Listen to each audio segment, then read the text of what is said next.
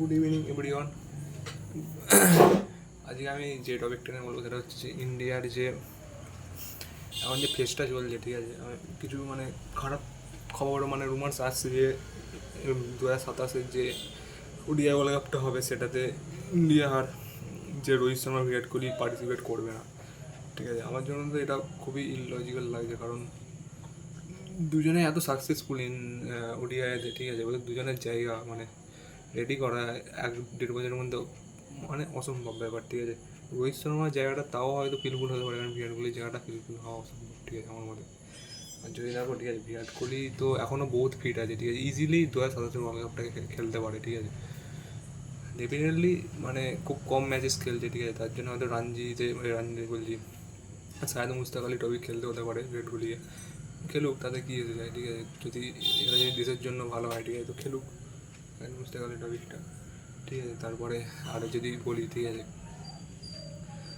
মানে 2027-এর যে ওয়ার্ল্ড কাপটা সেটা প্রিপারেশান এখন থেকে নেওয়া হবে শুনছি। ঠিক আছে, তো কেউ কেউ বলছে অস্ট্রেলিয়ার টুরটা যে হবে ওডিআই সেটাই লাস্ট হবে রোহিত শর্মা বিরাট কোহলি। আমার তো মনে হয় রোহিত শর্মা হলেও হতে পারে, এবার বিরাট কোহলির জন্য নয়। আর দুজনেই মানে বলেছে যে মানে ইনডাইরেক্টলি বলেছে শুনলাম নাকি যে 2027 ওয়ার্ল্ড কাপটা খেলতে চায় যারা। আর দেখা যাক কী হয়। এবার মেন কথা যে হচ্ছে যে আরও কিছু খবর আসছে নাকি যে আইপিএলে যে সিএসকে সাথে মানে ট্রেড হবে রাজস্থানের, যে আশ্বিন যাবে রাজস্থানে আর আশ্বিনের বদলে সঞ্জু স্যামসন আসবে হচ্ছে চেন্নাইয়ে। ঠিক আছে, এই খবরটা মানে হলে ভালোই হয়। ঠিক আছে, দুটো টিমের জন্য বলতে পারো। ঠিক আছে, আর যে কেন হচ্ছে, কারণ রাজস্থানের জন্য কি ভালো এটা, সেটা হচ্ছে যে ভালোটা হচ্ছে যে যদি দেখো, ঠিক আছে, তো রাজস্থানেতে মানে ওপেনিং হিসেবে যদি ভৈভব সূর্যবংশী আর জাসওয়াল খেলে তো সঞ্জু স্যামসন ওপেনিং করতে পারবে না পরের সিজনে। ঠিক আছে, আর ক্যাপ্টেন্সি হিসাবে যদি দেখো, ঠিক আছে, আশ্বিন যদি ট্রেড হয় তো আশ্বিন ক্যাপ্টেন হিসাবে যেতে পারে। ঠিক আছে, আর সঞ্জু স্যামসন যেহেতু ওপেনিং করবে না, ঠিক আছে, তো চেন্নাইতে এলে ওপেনিংয়ের জায়গা বা বলো বা চেন্নাই একটা উইকেট কিপারও লাগবে। ঠিক আছে, সেই হিসাবে ধ্রুব জুরেল অলরেডি রাজস্থানেতে উইকেট কিপিং করে। ঠিক আছে, তো কোনো প্রবলেম হবে না উইকেট কিপিংয়ের দিক থেকে। চেন্নাইয়ের দিক থেকে একটা বলতে পারো backup captain backup wicket keeper দুটোই পাওয়া যাবে। ঠিক আছে, চেন্নাইয়ের দিক থেকেও খুবই ভালো মানে হবে। ঠিক আছে, যদি সঞ্জু স্যামসন আসে।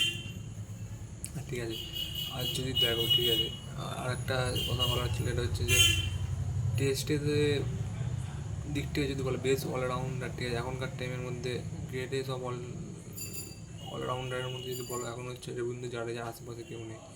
ঠিক আছে, বাট ইংল্যান্ডেরা বলে নাকি যে বেন স্টোক বেশি মানে ভালো অলরাউন্ডার রবীন্দ্র জাডেজারটা। আমার মতে নয়, কারণ যদি দেখো, ঠিক আছে, এই টেস্ট সিরিজটা তুমি দেখতে পারো। ঠিক আছে, ইংল্যান্ডে গিয়ে রবীন্দ্র জাডেজা যেভাবে ব্যাটিং করেছে, ঠিক আছে, কনসিস্টেন্টলি 500+ রান করা। ঠিক আছে, 7 নম্বর 8 নম্বরে খেলে। ঠিক আছে, আর 5 নম্বর মানে সেকেন্ড ইনিংসে রবীন্দ্র জাডেজার অ্যাভারেজ হচ্ছে প্রায় 136 না কত দেখলাম, তারও বেশি মনে হয়, কম হবে, কম বললাম মানে দিকে। ঠিক আছে, তারপরে যদি দেখো, ঠিক আছে, রবীন্দ্র জাডেজা বলিংয়ের দিক থেকেও ঠিক আছে, ফিল্ডিংয়ের দিক থেকেও ভালো, খুবই ভালো, মানে বেস্ট অলরাউন্ড বেস্ট ফিল্ডারের মধ্যেও গোনা যেতে পারে রবীন্দ্র জাডেজাকে। থ্রোর দিক থেকে বলো, ফিল্ডিংয়ের দিক থেকে বলো।